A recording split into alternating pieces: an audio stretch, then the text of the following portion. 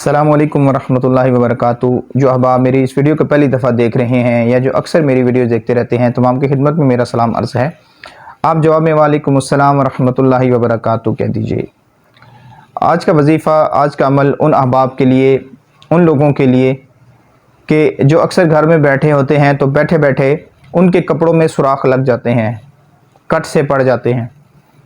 یہ معاملہ اکثر لوگوں کے ساتھ ہوتا ہے۔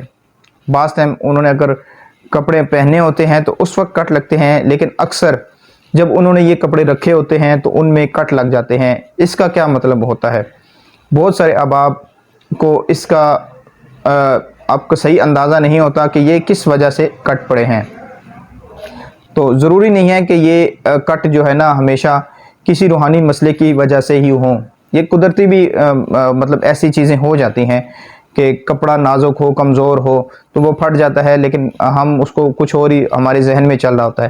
لیکن اکثر یہ دیکھا گیا ہے کہ یہ عمل اس وقت کیا جاتا ہے جب کسی شخص کے اوپر جادو کیا جائے، کسی کے اوپر جادو کروایا جائے، تو اس وقت یہ ہے کہ جنات کے ذریعے، چیزوں کے ذریعے اس کے کپڑوں کے اوپر، اس کی مطلب اگر دوپٹہ ہے تو دوپٹے کے اوپر، اگر مطلب کوئی بھی کپڑا ایسا ہے جو وہ یوز کرتا ہے، اس کے اوپر وہ کٹ سے پڑ جاتے ہیں، نشان سے آ جاتے ہیں۔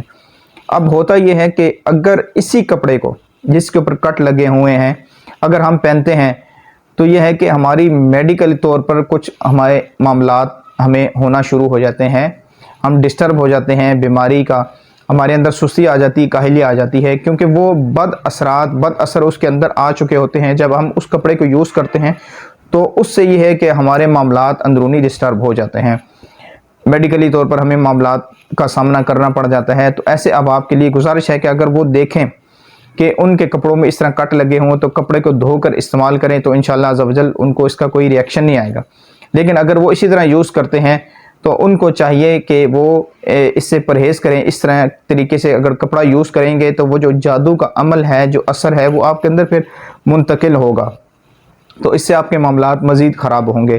تو ایسا کپڑا آپ لے کر دھو لیں، دھونے کے بعد جو ہے نا آپ اس کو استعمال کر لیں، اور دھونے کے بعد آپ اس کے اوپر سورہ فلق، سورہ ناس 40 بار پڑھ کر دم کر دیں، تو انشاءاللہ عز و جل ایسے کپڑے کو آپ استعمال کر سکتے ہیں۔ السلام علیکم ورحمۃ اللہ وبرکاتہ۔